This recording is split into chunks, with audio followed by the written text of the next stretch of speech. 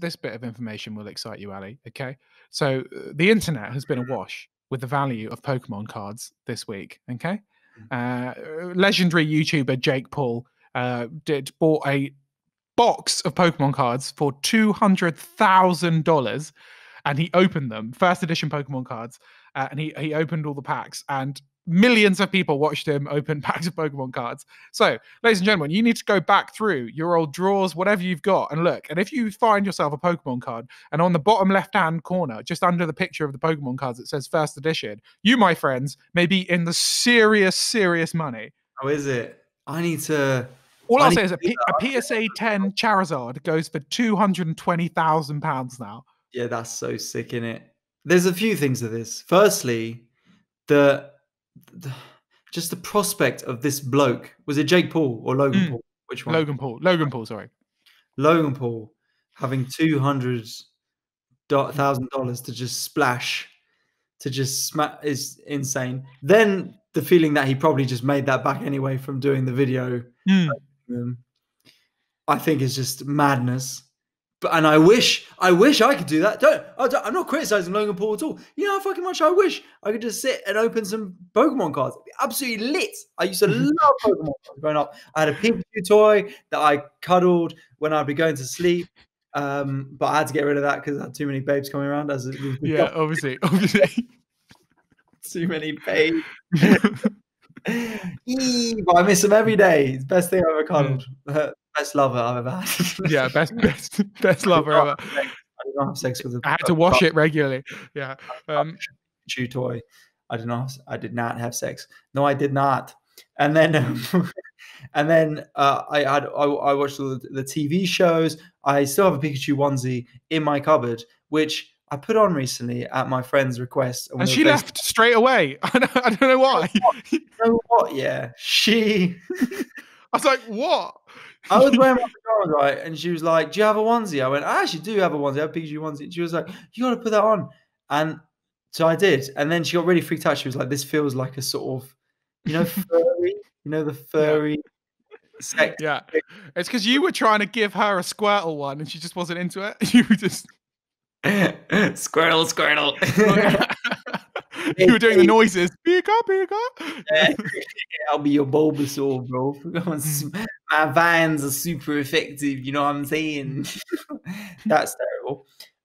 So I would love to do that. Fucking love Pokemon cards. I've got a great collection. I'm gonna talk to my mum and say, dig out my old Pokemon cards because we might have some absolute bankers in there. And then the other thing is that I am just so glad that Pokemon's still relevant. Because don't you think those things when you're growing up, and you're like, this is the world to me. My first game on the Game Boy Color was like Pokemon Yellow. I loved it. And now 20 years later, it's still cool. I think that's awesome. Because when someone's chatting on about when I were younger, we all had ball and stick, didn't we? Ball and stick, we had different colours, different coloured ball sticks. Yeah. And we'd trade them. Yeah. And I had the best ball in the whole school. But then the big guy, Ollie Plunkett, he nicked the ball. What we would do, right?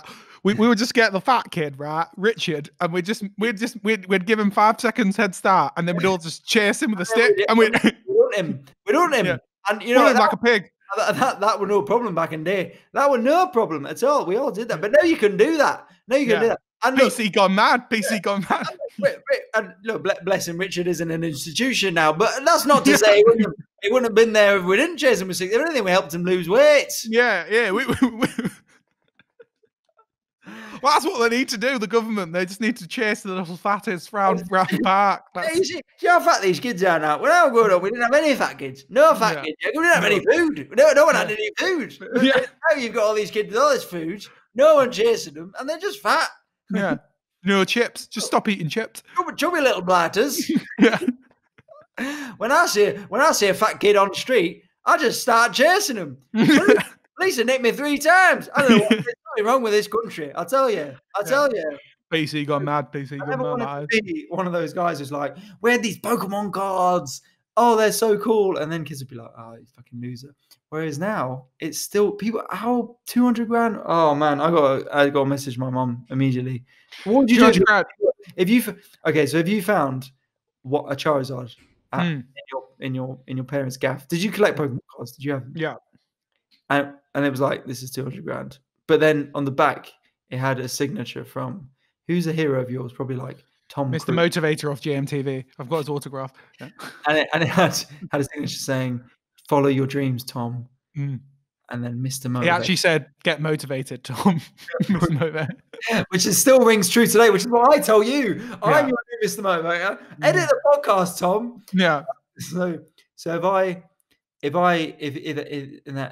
had that little signature, would you sell it for 200 grand? Yeah, 100%. If I found a 200 grand Pokemon card in my parents' house, of course I'm selling that straight away. They were like, well, normally the card is worth 200 grand, but unfortunately, Mr. Motivator, whoever the fuck that is, has scribbled all over it. So I'm like, actually, this should up the value for GMTV's Mr. Motivator from the 90s. Are you joking? You need to get motivated, if anyone, to learn yourself, educate yourself.